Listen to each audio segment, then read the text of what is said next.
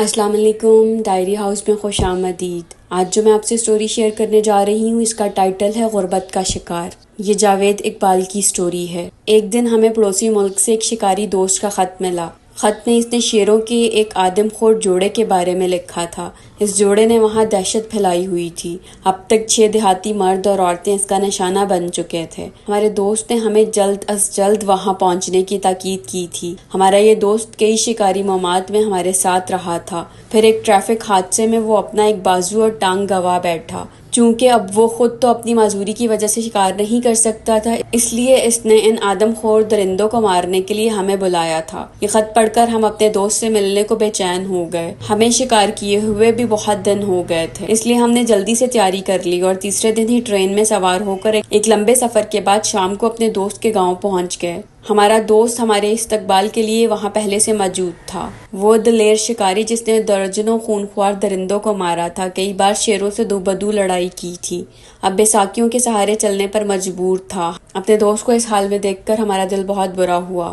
ایک رات اور آدھا دن تو پرانی یادوں کو تازہ کرنے میں گزر گیا۔ سپہر ہوئی، ہم نے اپنے دوست سے کہا کہ وہ ہمیں درندوں کا ٹھکانہ دکھا دے، ایسا نہ ہو یہ درندے کوئی اور جانی نقصان کر دیں۔ ہمارا دوست ہمیں ایک قریبی گاؤں لے گیا۔ ہمارے دوست نے بتایا کہ یہاں پر سرکاری کرندے بھی ان درندوں کا شکار کرنے آئے تھے، مگر نہ جانے وہ اب تک کیوں نہیں مارے گئے۔ ہمارے ہاتھوں میں بندوقیں دیکھ کر لوگ ہمارے گرد اکٹھے ہو گئے۔ ہم نے انہیں تسلی دی کہ وہ بے فکر ہو جائیں، یہ درندے اب ہم سے نہیں بچ سکتے۔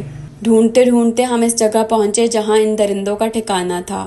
گھنے درختوں کے بیچ ایک کنواں نما جگہ تھی۔ میں نے اپنے تجربے کی بنا پر اندازہ لگا لیا کہ شیروں کا ٹھکانہ اسی جگہ ہو سکتا ہے۔ میرا خیال درست نکلا، خونخوار درندوں نے یہیں اپنا مسکن بنا رکھا تھا۔ انسان یا جانور کو مار کر وہ اسے اس کنویں میں گھسیٹ لاتے اور پھر اطمینان سے اسے کھاتے۔ ہم نے مچان بنانے کے لیے درخت کا انتخاب کیا جہاں سے ہمیں کنواں اور ندی کو جانے والا ایک راستہ نظر آیا۔ یوں درندے پینے نکلتے یا ہمارے باندھے ہوئے جانور کو کھانے آتے، وہ ہمارے نشانے پر ہوتے۔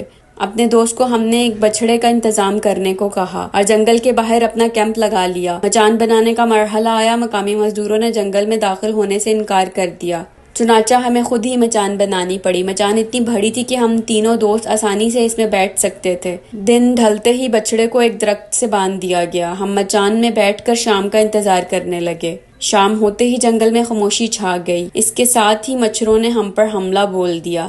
ہم نے اپنے ہاتھوں اور چہروں پر مچھر بھگانے والا لوشن مل لیا، پھر تھرموس سے گرم گرم چائے نکال کر پی اور چست ہو کر بیٹھ گئے۔ چاند کبھی بادلوں کی اوٹ میں چھپ جاتا، کبھی اس کی چاندنی میں پتے چمکنے لگتے۔ اچانک چارے کے لیے باندھا ہوا بچھڑا اٹھ کھڑا ہوا اور رسی توڑانے کی کوشش کرنے لگا۔ ہم ایک دم چوکنے ہو گئے۔ شیر تو ابھی اپنی کچار سے نکلے نہیں تھے، یہ یقیناً کوئی دوسرا جانور تھا جو بچھڑے کی بو پا کر ادھر آ نکلا تھا۔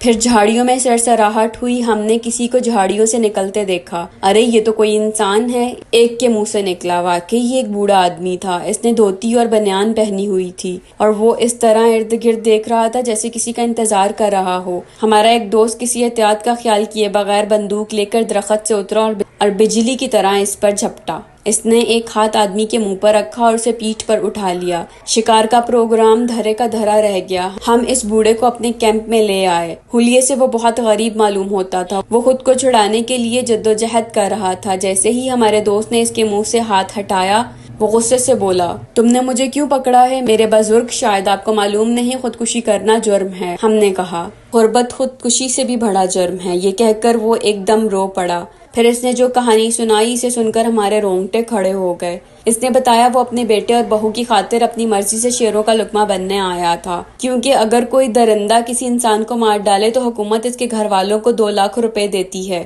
پہلے بھی جو لوگ مرے ہیں، ان کے گھر والوں کو حکومت نے امدادی رقم دی تھی۔ میں نے سوچا کچھ دن بعد ویسے ہی مر جاؤں گا، کیوں نہ اپنے بیٹے کی غربت دور کرنے کا انتظام کر جاؤں۔ ہم پتھرائی ہوئی آنکھوں سے اس بوڑھے کو دیکھ رہے تھے اور سوچ رہے تھے کہ غربت کے ہاتھوں انسان اس حد تک مجبور ہو سکتا ہے۔ ہم بوڑھے کو اس کے بیٹے کے گھر لے گئے، اسے سمجھایا کہ بزرگ اولاد کا سرمایہ ہوتے ہیں، ان کی قدر کرو، ان کی دیکھ بھال اور خدمت کرو، محنت کر کے اپنے حالات بدلو، اوپر والے کی ذات پر بھروسہ کرو، وہ کارساز ہے۔ بعد میں ہم نے دونوں آدم خور شیروں کو مار ڈالا جب وہ بچھڑے کے بچے ہوئے گوشت پر دعوت اڑانے آئے تھے۔ دونوں شیروں کی قیمتی کھالیں ہم نے اس غریب بوڑھے کو تحفے کے طور پر دے دی اور اپنے دوست سے پھر ملنے کا وعدہ کر کے رخصت لی اور واپس لوٹ آئے۔ دوستو، آج کی سٹوری سے ہم نے یہ سیکھا ہمیں کبھی بھی حالات سے مجبور ہو کر اپنی ہمت نہیں ہارنی چاہیے، کیونکہ خودکشی حرام ہے۔ ہمیں اللہ پاک کی ذات پر بھروسہ رکھنا چاہیے اور ہمیں اپنے حالات بدلنے کے لیے ہمیشہ کوشش کرتے رہنا چاہیے۔ کل پھر حاضر ہوں گی آپ کی خدمت میں ایک نئی سٹوری کے ساتھ۔ اللہ حافظ۔